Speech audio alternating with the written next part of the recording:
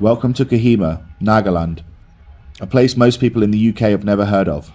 But in 1944, this ridge became one of the most important battlefields of World War II. Today, I'm exploring the culture, the history, and the cemetery where that story lives.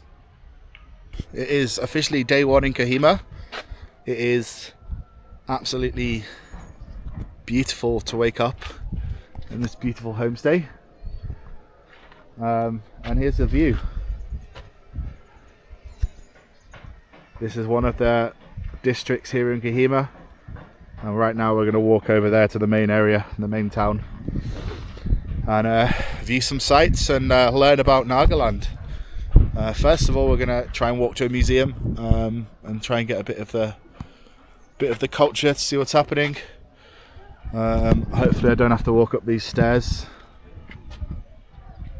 You're going to have to be so fit to live here, man. It's all up and down on a hill, right? But yeah, here's the homestay. Here's the back of it. But yeah, so far so good, guys. I mean, I've been here one day and everyone has been amazing. The host of this homestay are absolutely phenomenal. So here's where I'm staying. It's a beautiful house overlooking the valleys. But yeah, we've got about 30 minutes now to walk to the first stop. There's a very cute puppy. Oh, what's his name? Hello. Hello. Yo, YouTuber. Yes. Oh. Yeah. Hello. Hello. I'm from England. England. Yes. Hey, pup. Hello. Hello. Hey. Hey, mate. Hello, puppy. Hello, puppy. I like your videos, man. Hello, puppy. Oh, you're so cute. I really like your videos. Thank you. What's your name? Video. Vitageyo. What's your name? Ene. Annie? My sister like your videos. Oh. Ilo. Ilo. My house is from It's very beautiful. Yeah. Okay, thank you very much. See you later. Goodbye, goodbye. Oh, bless him. One thing I've noticed here, guys, which is crazy, first time in India, is just listen.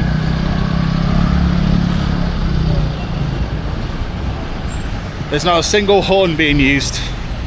None. Not insane. It's so nice. You can just walk down the street. You don't get a headache from all the horns. They don't have tuk-tuks here either, guys, so there's just cars. Oh, there's a horn. What is that? Oh, that's just a big bus. But normally you get thousands and thousands of horns, and you just don't get that here, so it's amazing.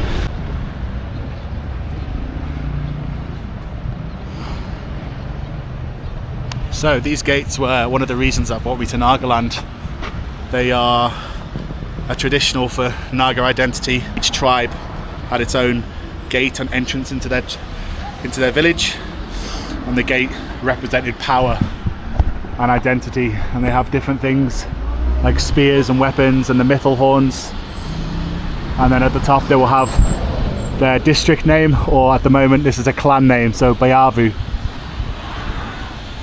would have been a clan that was part of Kohima. But yeah, we're just heading up here to the museum so we can find out more.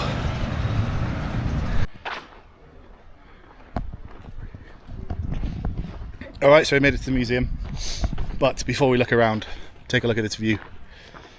It is absolutely insane. Look at this.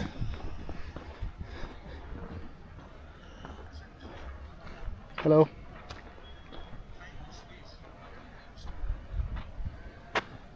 So Kohima is all across here, all the way around. It's just absolutely beautiful. And believe it or not, guys, this is India. Not the trash you see on the streets. The beautiful mountain views. Right, let's go learn about the Naga culture. Nagaland is a hill state in northeast India, home to 16 major tribes, each with their own language, customs and identity. For centuries, these communities lived independently, organised around village republics, clan systems and strong cultural codes. At the heart of many villages were morungs, traditional youth dormitories that served as community centres, training grounds and places where history and skill were passed down. Warfare between villages was a part of history, and practices like headhunting once existed as symbols of bravery, protection and status. This practice ended in the early 20th century, but it remains an important part of understanding the past. The village gates weren't just entrances. They marked territory, strength and identity. The symbols carved into them told the visitors who lived here and what the village stood for. The traditional shawls, often mistaken for sarongs, are deeply symbolic. Their colours and patterns tell you who someone is, their tribe, their achievements and their roles in society. In 1963, Nagaland became the 16th state of India, and today is a place where tradition, faith and modern life exist side by side, preserved in daily life and spaces like this. The museum was very interesting, but there was no audio guide, so it was very limited like stories or wording about anything, so it was really cool to see everything, but I didn't learn an awful lot, so I'm going to have to do more research online. However, there's a really cool doorway here, I believe from the Angami tribe, and it would be like the doorway into their morungs, which is where they used to stay, where they used to live.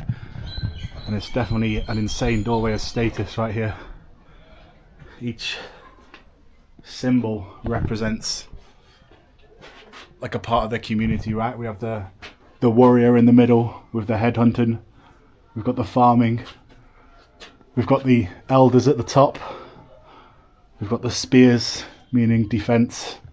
And the most important thing in Naga culture is the mythorn, which is in Nagaland's most treasured animal.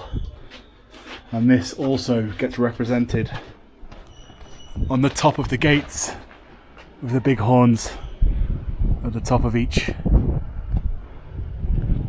is absolutely amazing. Just walking along now to the main station. I need to go to the police station to check in, but look at these views.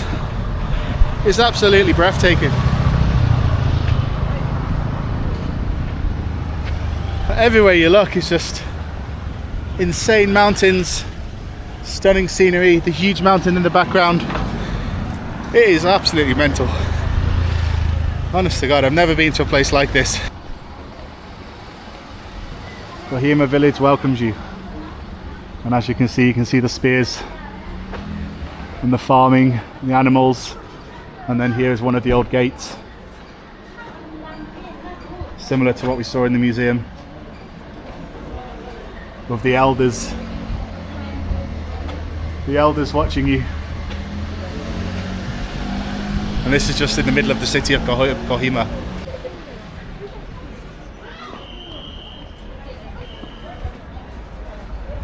So we're now just in the main centre of Kohima, and you just get these little,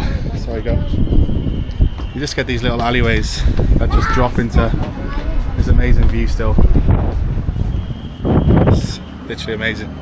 But yeah, there's lots of things to do, lots of shopping here, lots of vegetables.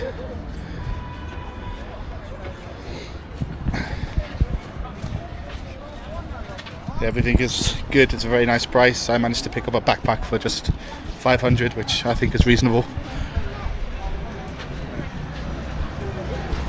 You can probably tell that the people here, they don't look the typical Indian look. That's because they're tucked right in the corner, nestled next to Myanmar. Above is China and Tibet. Before the 1850s, before England drew a border, Myanmar, Nagaland, all this area was one. So they had influence from all over that come over. So it's almost like you cross into a different country when you come here. It's like you've literally left India and come somewhere new. It's pretty impressive. So yeah, we're gonna walk over to the cemetery now, try and grab ourselves a little coffee, and yeah, have a look at, learn about the war. On the 4th of April 1944, Japanese forces invaded India, aiming to capture Imphal and cut Allied supply routes. Kohima stood on the vital road between Dimapur and Imphal, a strategic choke point that could decide the campaign. The battle here lasted nearly 10 weeks. British and Indian troops defending this ridge were heavily outnumbered, In some sectors, they were facing forces several times their size. They were surrounded, low on supplies, and fighting at incredibly close quarters, even across what had once been the Deputy Commissioner's tennis court. This is the actual tennis court that the battle took place on, where they had hand-to-hand combat. Local Naga villages played a crucial role, guiding troops through hills, carrying supplies, rescuing the wounded, and sharing intelligence. Against the odds, the Japanese advance into India was stopped here. Alongside Imphal, Kohima became the turning point in the war in the east, and historians have since called Kohima Britain's greatest battle. Today, these battlegrounds are a peaceful war cemetery. More than 1,400 Commonwealth soldiers are buried here. British and Indian soldiers that fought side by side, many of them young men who never returned home. At the heart of this cemetery are the words, "When you go home, tell them of us and say, for your tomorrow, we gave our today."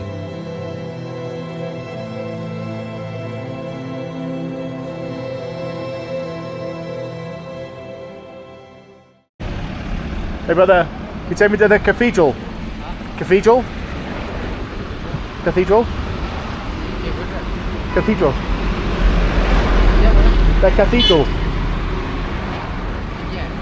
What? Let me get in.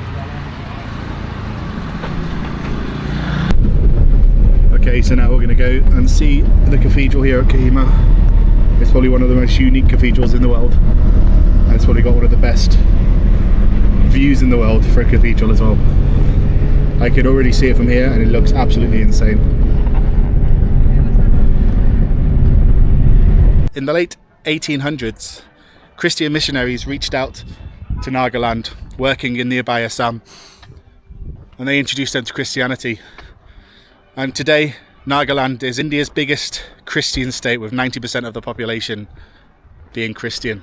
In 1991, the Naga Cathedral was built here in Kohima, and I think it is probably one of the most beautiful and crazy and awesome cathedrals I have ever seen in my entire life. Look at this. It is just absolutely insane. And what's even more insane is look at the view. Like that. It is absolutely insane.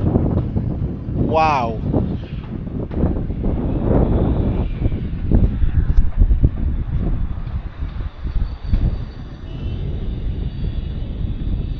This is the most insane thing I've ever seen. This is actually mental. Let's go have a look around and see if we can see inside. And then I think I'm gonna have to get the drone up. Although it is slightly windy. But just look at these mountain ranges, man. Like, it is absolutely insane. Hello. Hi. How are you? Bye. Good, good.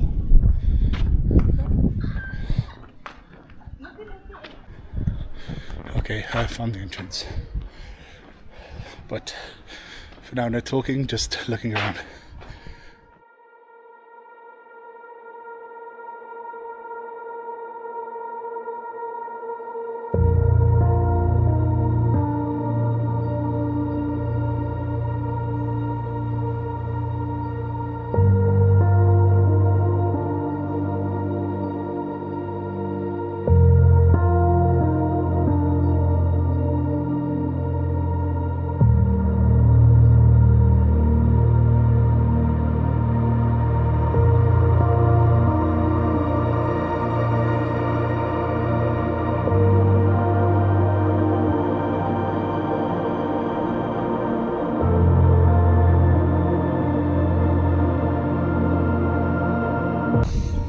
I just tried to fly the drone and it's so windy I almost lost it, but I saved it, so I'm gonna have to fly it tomorrow. I'm gonna have to come back tomorrow morning when there's no wind, because it's gonna be the most epic shot, and it's gonna be right now. It's gonna happen.